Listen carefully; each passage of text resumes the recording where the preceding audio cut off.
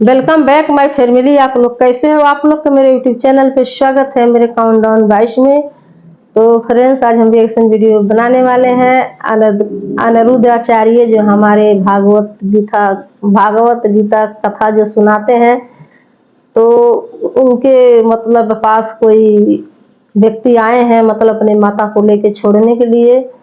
तो उसको ऊपर रिएक्शन वीडियो बनाएंगे। तो वीडियो शुरू करने से पहले सब्सक्राइब, लाइक, शेयर कर दीजिएगा, बेल आइकन पे क्लिक कर दीजिएगा। आने वाली हर एक वीडियो के नोटिफिकेशन आप लोग को मिलती रहेगी, तो प्लीज सपोर्ट कीजिएगा, सब्सक्राइब भी कर दीजिएगा। तो वीडियो स्टार्ट करते हैं। Video start. अनिल। अनिल। ओ अनिल। तो आप अपनी ये माँ आपकी हैं? हाँ जी। तो आप अपनी माँ को वृद्धाश्रम छोड़ने आए हैं ओ, क्या? अपनी माँ को छोड़ने आए हैं। मेरी पत्नी ओ की माय तबीयत सही नहीं गॉड। है 1.5 साल से। तो पत्नी की तबीयत सही नहीं है, तो माँ की तबीयत कौन सी अच्छी है? सही बात है। देखिए, उसकी दिमागी हालत सही नहीं है। आपस में रोज झगड़ा होता है। तो आप अपनी पत्नी को लेके आते ना वृद्धाश्रम। उसकी दिमाग की हालत नहीं अच्छी तो उसको रखते हम वृद्धाश्रम में। सही बात है। पत्नी अपनी को माँ लेके को आओ क्यों ना, लेके माँ को आए? क्यों लेके आए? आई भी हूँ अभी।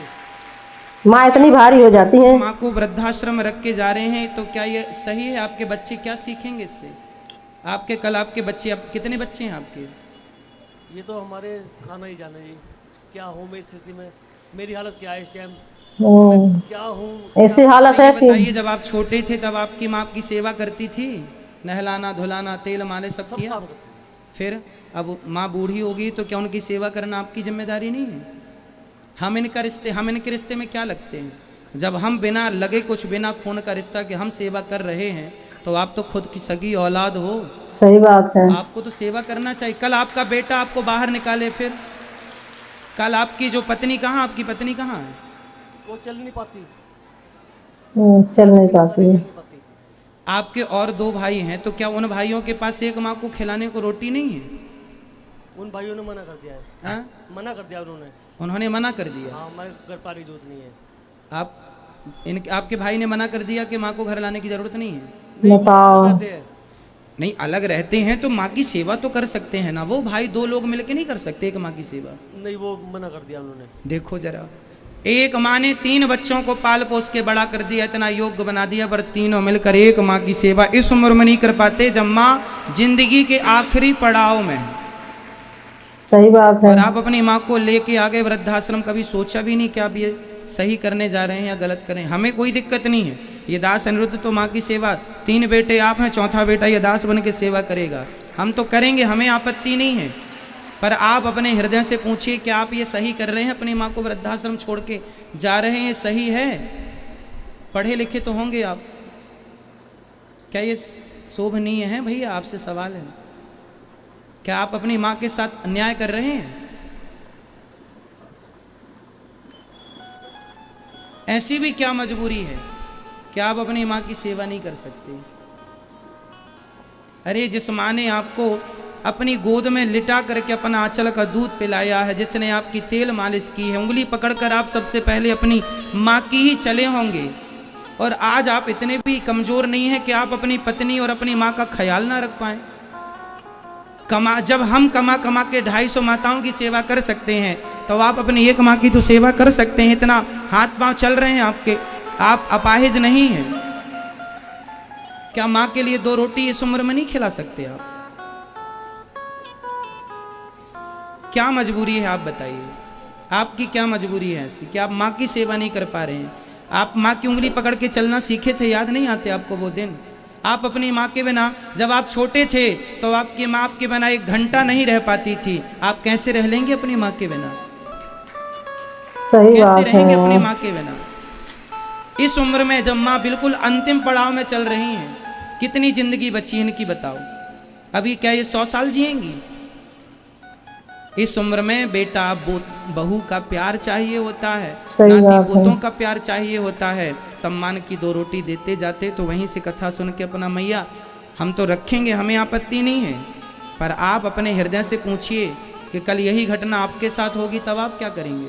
कल आपका बेटा आपको वृद्धाश्रम भेजेगा, फिर आप क्या करेंगे? और ये होगा क्योंकि ईश्वर के घर देर है। सही बात है। जैसा करते हैं पैसा भरते वैसा हैं। भोगना पड़ता है। क्या कहना है आपको? एक पिछले वाले बेटे ने कहा है, अगर मेरे को ना तो मुझे फ़ोन करने की ज़रूरत है और ना मेरे घर पे आने की ज़रूरत है। बताओ। मेरे घर में झगड़ा होता है तुम्हारे आने से। बेटे ने कहा। हाँ जी, पिछले इसके छोटे इसके बड़े भाई ने। और कोई मुझे रखने को तैयार नहीं है। हाँ। यो ये है मुझे काम नहीं करता, काज नहीं करता, ये सब कुछ नहीं आएगी। इसकी बीवी आ जावे अब आई जाएगी, तबीयत खराब हो रही उसकी। तो उसने पिछले वाले लड़के ने 50,000 रुपये इसकी बीवी के ऊपर लगाए अस्पताल में, ओह। जगाधरी में। तो उसने कह रहा मैंने 1 लाख बोला तेरे पैर पे लगा, तेरे पैर का ऑपरेशन हुआ था और 50,000 के ऊपर लगा। ATM ले लिया उन्होंने मेरे से। ATM उन्होंने कहते जब तक मेरे पैसे नहीं उतरने के मैं ATM अपने पास रखूँगा, मगर रख लें, मुझे किसी का कर्जा नहीं चाहिए।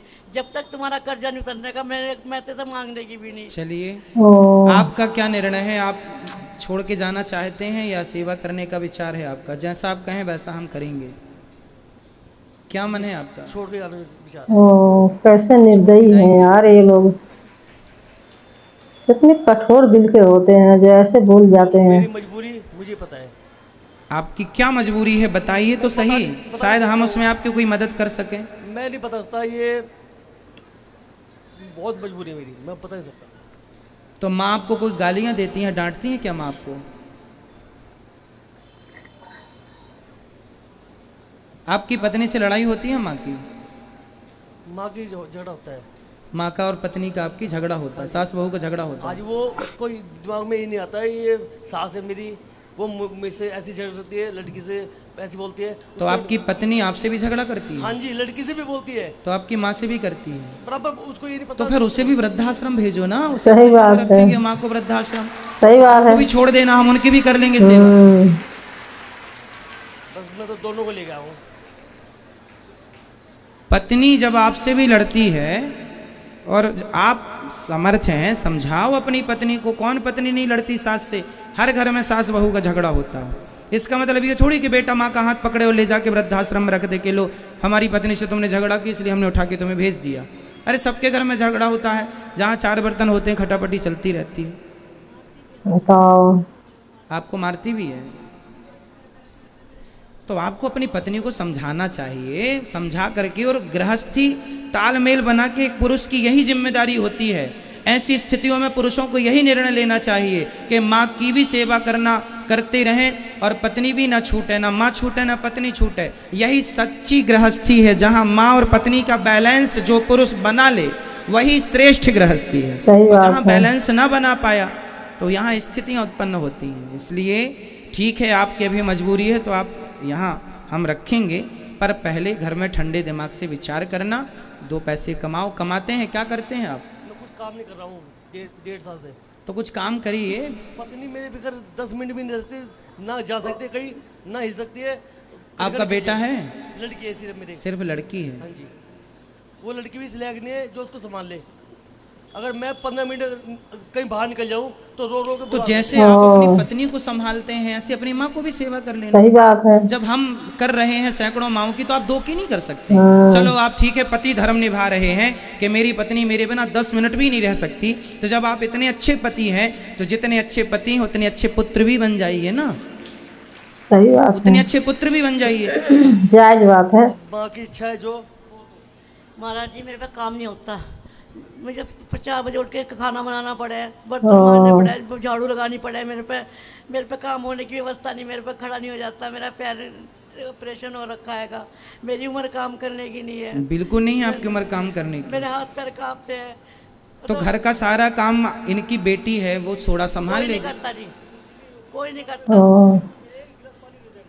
तो आपकी बेटी आपको पानी भी नहीं देती, आपके साथ नहीं देती, क्यों? कैसी बेटी है?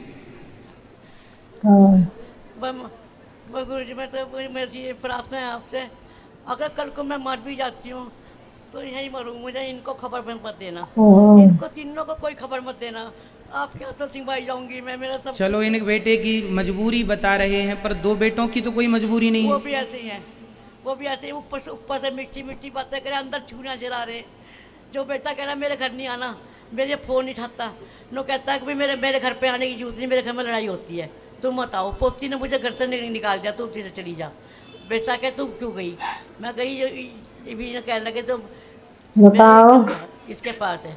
मैंने कहा सिर्फ 2 महीने ATM दूंगी तुझको मैं, ताकि मैं अपने मन जीने का, मुझे भी अपनी ज़िंदगी काटनी है, जितनी ज़िंदगी है मुझे भी कुछ करना, मेरा साथ वही से जागा। आपने अपने बेटे को समझाया नहीं कि बेटा कहे तू अगर ATM ले लेगी तो मैं जहर खा के मर जाऊँगा, अपनी पत्नी को भी जहर दे दूँगा, अपनी लोंडा को भी जहर दे दूँगा।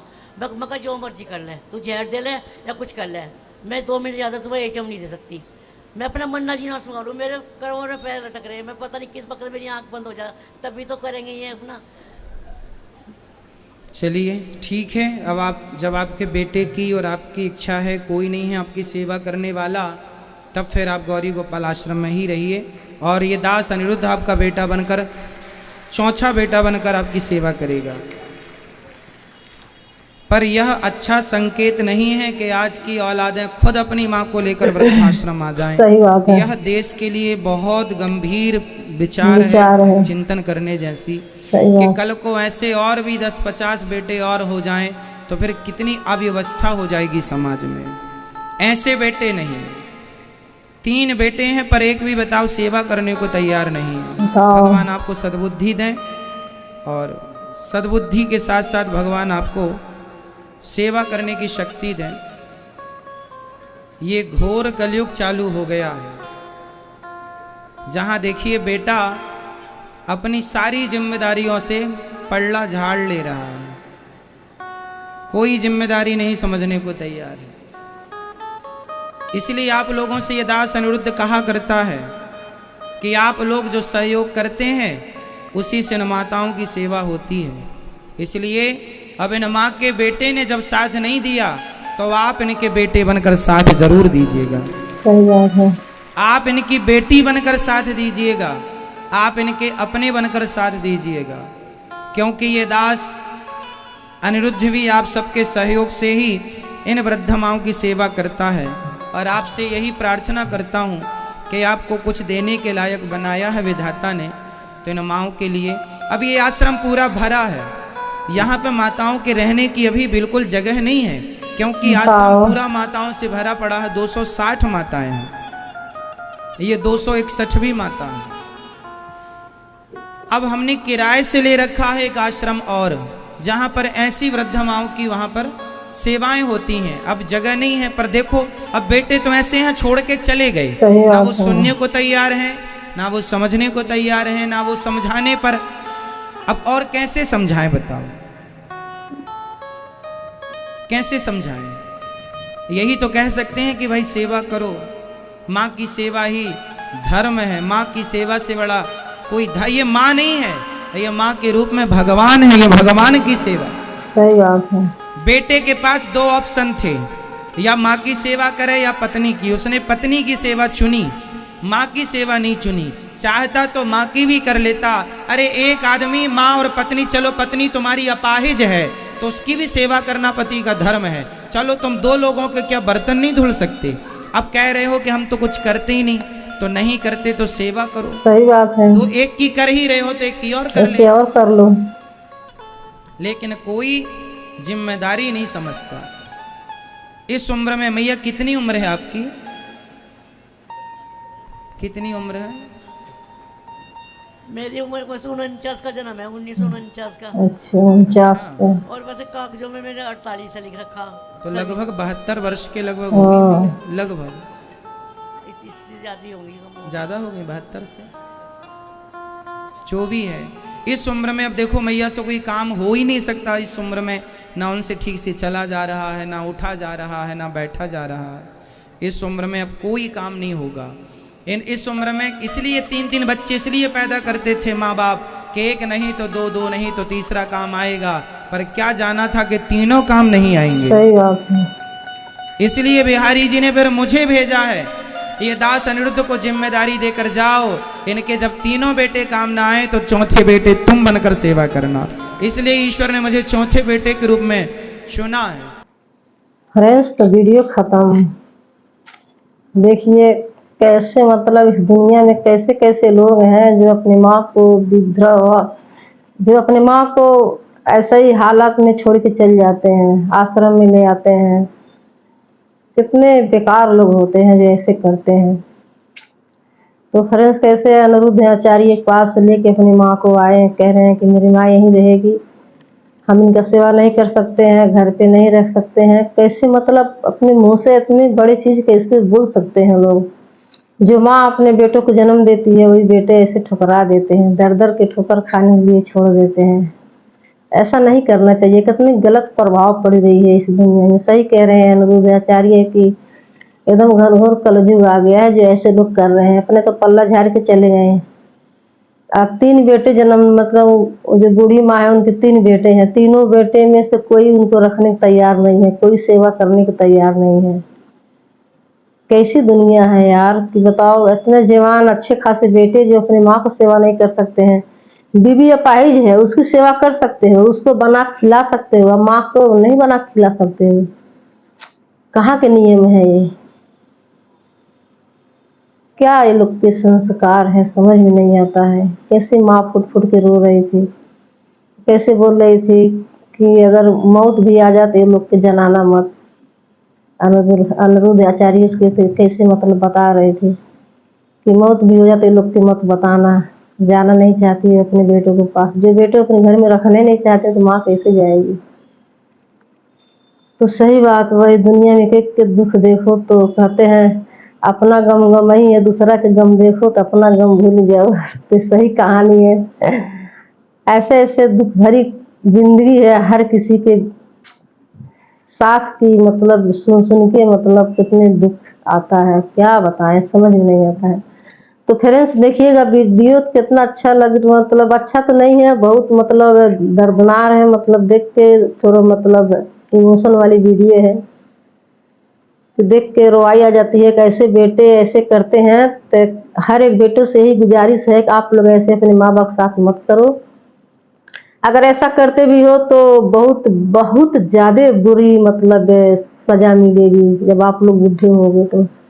अब जो अनिल नाम का जो लड़का था वो तो छोड़ के चली गया। अब उसको साथ जब ऐसा होगा जब उसको समझ में आएगा।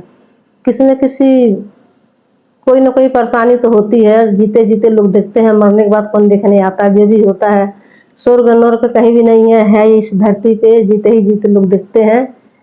जैसा करनी वैसा भरनी। तो जो जिसके साथ जो करता है वैसा उसको साथ होता है। ये तो रियल की बात है, रियल की कहानी है।